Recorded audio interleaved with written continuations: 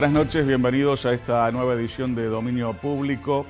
Para todos aquellos que gustan de seguir de cerca las efemérides que tienen que ver con las cuestiones institucionales de la República Argentina, vamos a decir que el día de hoy será una fecha que seguramente quedará grabada de manera especial porque en este día precisamente, miércoles 13 de mayo del año 2020, es la primera vez en la historia del Congreso de la Nación que precisamente se va a sesionar de manera virtual.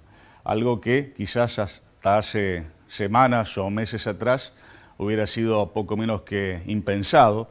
Pero bueno, esta coyuntura de la pandemia también ha derivado en que el Congreso Nacional tenga que sesionar para no detener las cuestiones institucionales del país de manera virtual, a distancia, a través de los sistemas tecnológicos que todos conocemos.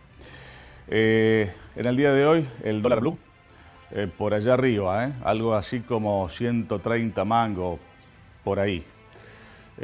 Otro tema también como para no perderlo completamente de vista, más allá de que la pandemia nos está pasando por encima en cuanto a información y todo ese tipo de cosas.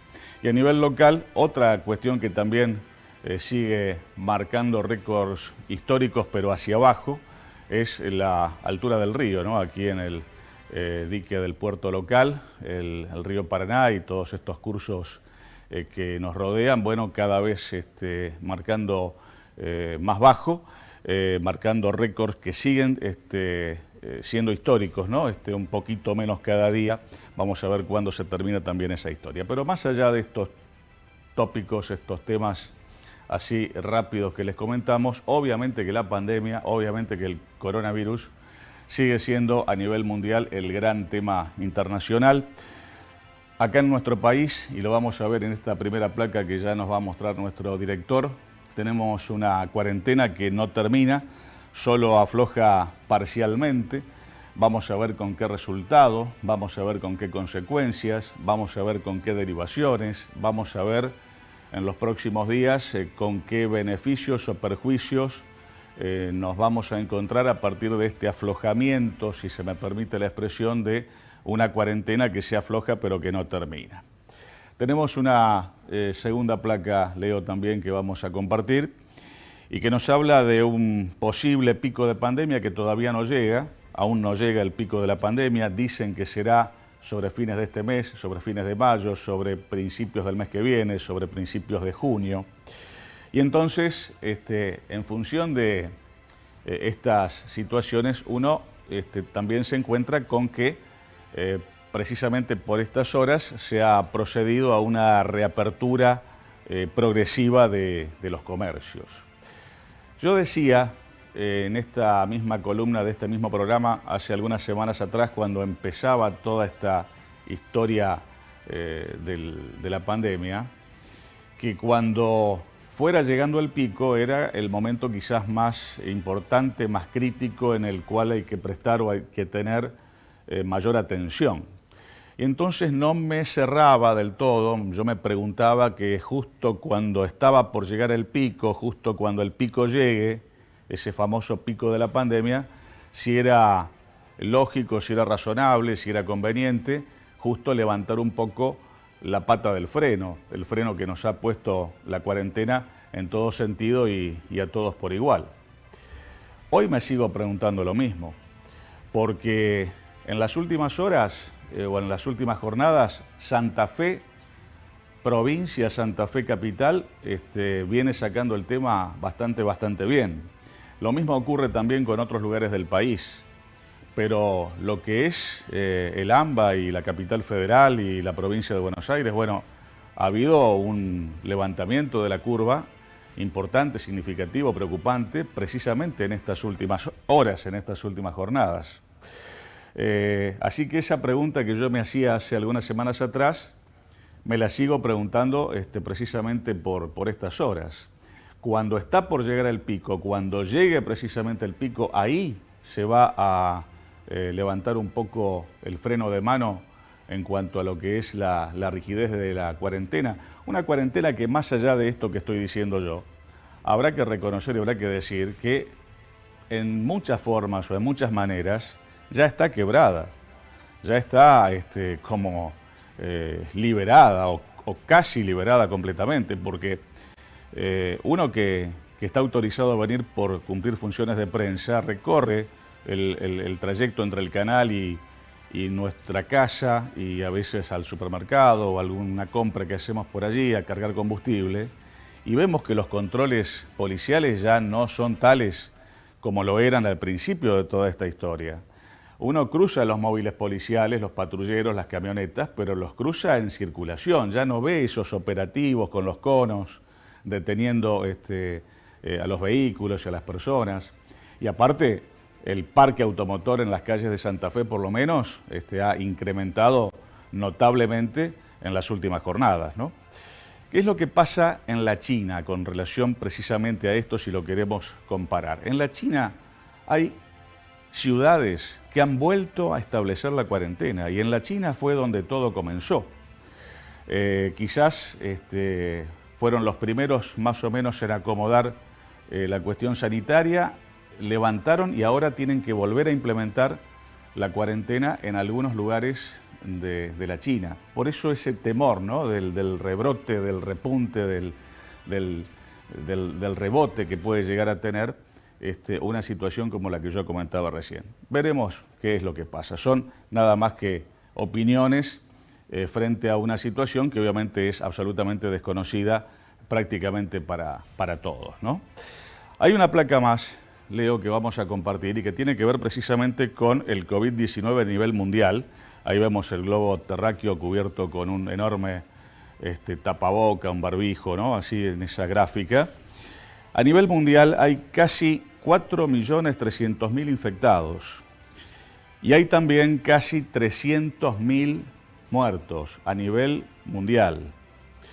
En cuanto a los contagios, habrá que decir que Europa ha quedado atrás de América en cuanto a cifras, en cuanto a datos, por lo menos en lo que va de esta última semana.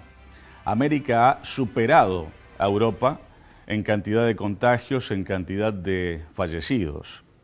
Y hay una placa más que tiene que ver con el epicentro precisamente de esta pandemia por estos tiempos, que es nada más y nada menos que los Estados Unidos. Ahí estamos viendo a una ciudadana norteamericana seguramente con su tapaboca, con su barbijo y la bandera de Estados Unidos por detrás.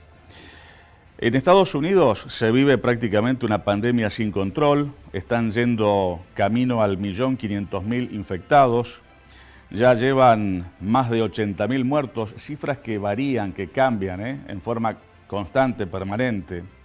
Hay 2 casos nuevos en la Casa Blanca. Si en la Casa Blanca entró el virus, bueno, ¿qué puede uno esperar para el resto del país, no?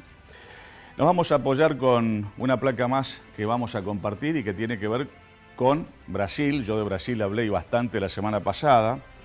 Brasil está al borde de la tragedia total y sin rumbo. Ayer, nada más que ayer, tuvieron casi 900 muertos. Ya llevan unos 180.000 infectados. Tan solo 65.000 brasileños han sido recuperados.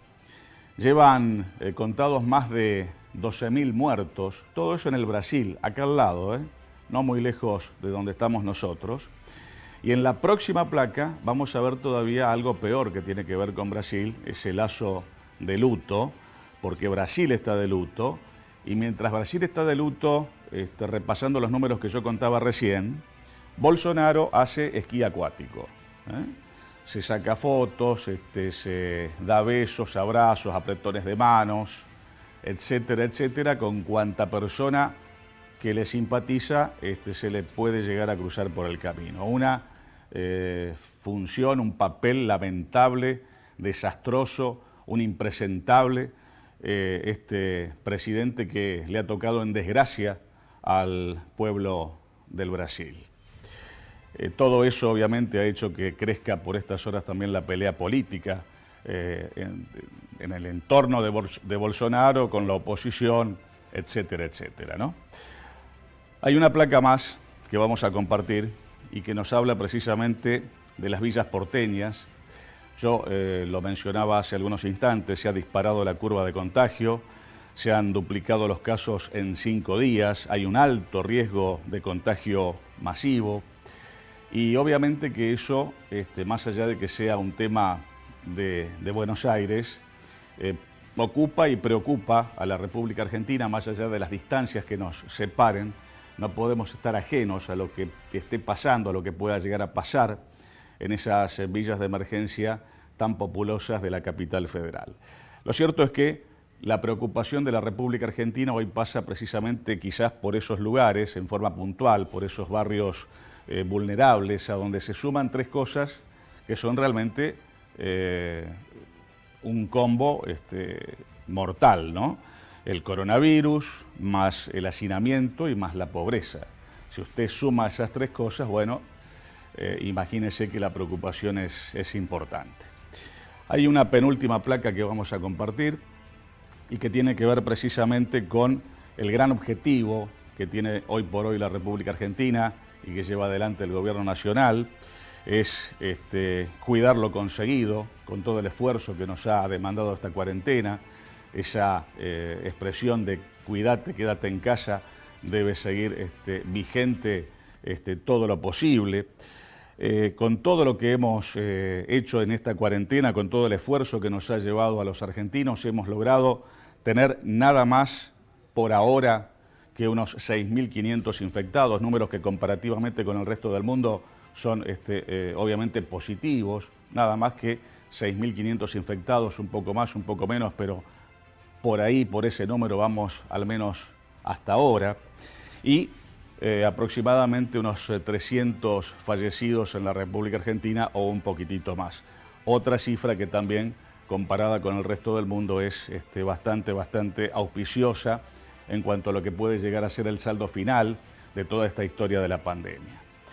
Y en la última placa del comentario de apertura de esta noche, vamos a ver lo que puede llegar a ser la Argentina post-pandemia, una suerte de barajar y dar de nuevo, pensando la Argentina post-pandemia con desafíos y con posibilidades que seguramente estarán ahí en la balanza, ¿no?